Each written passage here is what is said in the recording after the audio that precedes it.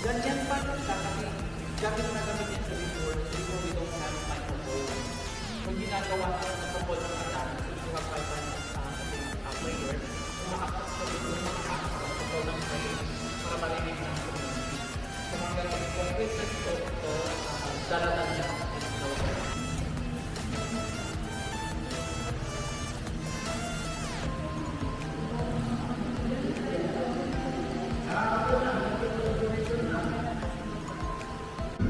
para siyang ganyan. So, ito po yung original. And kung may magtaka yung Simonol is derived so part of Solomon Subak siya before.